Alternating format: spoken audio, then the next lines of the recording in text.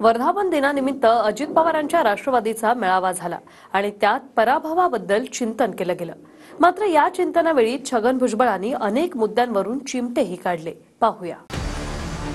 पराभवानंतर आपल्यापासून विविध समाज का दुरावले यावर अजित पवार गटात मंथन सुरू झालंय। खास करून मुस्लिम समाज लांब का गेला याबद्दल चिंतन करण्याची गरज भुजबळांनी व्यक्त केली। पण दलित आदिवासी मतदार 400 पारच्या नाऱ्यामुळे दुखावला हे बोलताना मुस्लिम समाज दुरावण्याचं कारण काय हे मात्र भुजबळ स्पष्टपणे बोलले नाहीत। वास्तविक प्रचारावेळीच अजित पवार गटाचेच बाबाजानी दुर्राणींनी याबाबत आवाहन केलं होतं, पण त्यावेळी त्यावर अजितदारा गटाकडूनच कोणीही भूमिका घेतली नाही। अभी हमारे मेड़ावे हुए, मेड़ावों के अंदर महायुति के सब गठबंधन के लोग उसमें थे, तो उन्होंने जय श्री राम के नारे वहां पे लगाए। तो मैंने कहा कि भाई राम का आदर तो हमारे पास भी है।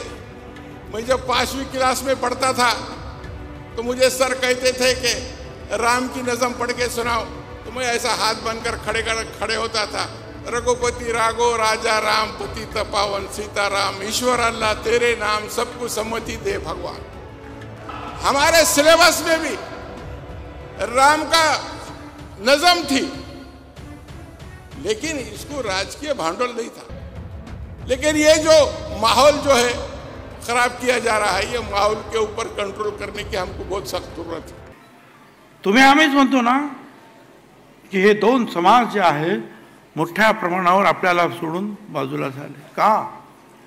मुस्लिम समाज, दलित समाज, आदिवासी समाज आणि इतर सुद्धा हे का गेले?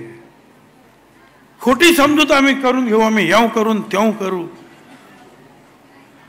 आजार काय झालेला आहे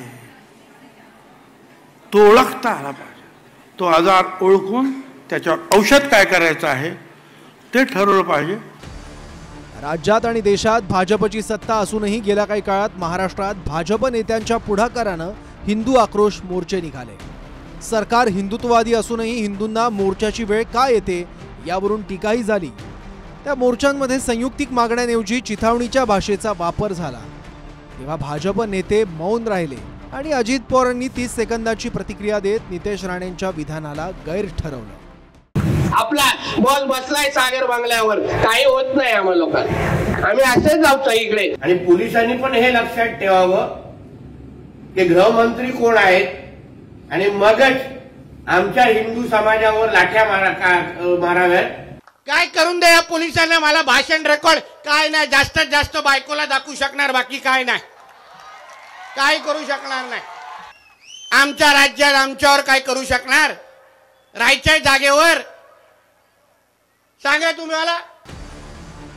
देवेंद्र फडणवीसांनंतर आता अजित पवारांनी आम्हाला मवियाच्या तुलनेत फक्त 0.3% मतं कमी पडल्याचा दावा केलाय। टक्केवारीत फार विसंगती नसली तरी 2019च्या तुलनेत जर यंदाच्या मतांचा आकडा बघितला तर ते चित्र वेगळं दिसतं। विक्रम आ तो गए, जाओगे कैसे? बड़े आराम से। देखिए ये देश हेलो, मैं आ रहा हूँ और हाँ भगा कर ले जाऊंगा। सिक्योरिटी! भैया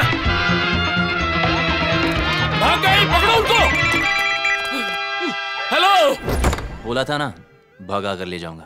विक्रम! एक हिंट तो देते। हिंट? बड़े आराम से। नगर लोकसभा 2019ला भाजपच्या सुजय विखेंना मतदान होतं 7,04,760 ते 2,81,474 मतांच्या फरकानं जिंकले। यंदा त्यांना 6,24,797 मतं पडली। जवळपास 30,000 मतांनी त्यांचा पराभव झाला। दिंडोरी लोकसभा 2019ला भाजपच्या भारती पवारांना 5,67,470 मतं होती। 1,98,779 मतांच्या फरकानं त्या विजयी झाल्या। यंदा नाशिकचे बहुतांश आमदार सोबत असूनही 4,64,140 मतं त्यांना मिळाली। 1,13,000 मतांनी त्यांचा पराभव झाला। पुणे लोकसभा भाजपच्या हक्काच्या मतदारसंघात 2019ला बापटांना 6,32,835 मतं मिळाली। 3.25 लाख मतांनी ते विजयी झाले होते। यंदा लाखो मतदार वाढूनही भाजपच्या मोहळांना 5,84,728 मतं मिळाली आणि विजयी मताधिक्यात निम्म्याहून जास्त घट झाली। नाशिक लोकसभा गेल्यावेळी हेमंत गोडसेंना मतं होती 5,63,599. विजयी लीड होतं 2,92,204 मतांचं. यंदा एक वगळता सर्व आमदार सोबत असूनही गोडसेंना 4,54,728 मतं गेली आणि 1,62,000 मतांनी त्यांचा पराभव झाला. शिर्डी लोकसभा गेल्यावेळी महायुतीच्या लोखंडेंना 4,86,820 मतं होती. 1,20,000च्या फरकानं ते जिंकले होते. यंदा तेच लोखंडे 50,000हून जास्त मतानं पराभूत झाले. धाराशिव लोकसभा गेल्यावेळी ओमराजेंना 5,96,000 मतं होती. 1,27,000 मतांनी ते जिंकले होते. यंदा अजित पवारांचा पूर्ण गट आमदारांचं संख्याबळ विरोधात असूनही ओमराजेंना 7,48,752 मतं पडली आणि मताधिक्य दुपटीहून जास्त वाढून 3,29,000वर गेलं. शिरूर लोकसभा गेल्यावेळी अमोल कोल्हेंना 6,35,000 मतदान झालं. विजयाचं अंतर 58,500 होतं. यंदा अजित पवार विरोधात असूनही 6,98,000 मतं त्यांना मिळाली. विजयाचं अंतर 2 पटीनं वाढलं.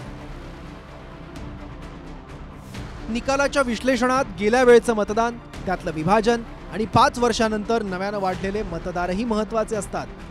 उदाहरणार्थ यंदा एकट्या पुणे लोकसभेत 1,75,000 मतदार वाढले होते. Bureau report TV9 Marathi.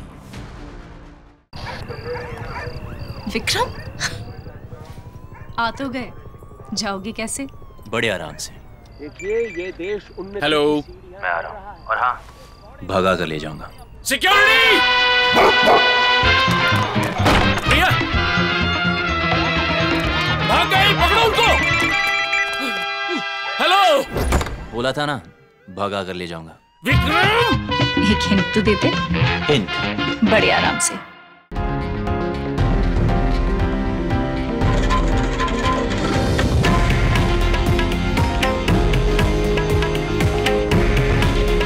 हे आहे देशातील नंबर 1 न्यूज नेटवर्क आणि आपण पाहत आहात TV9 मराठी.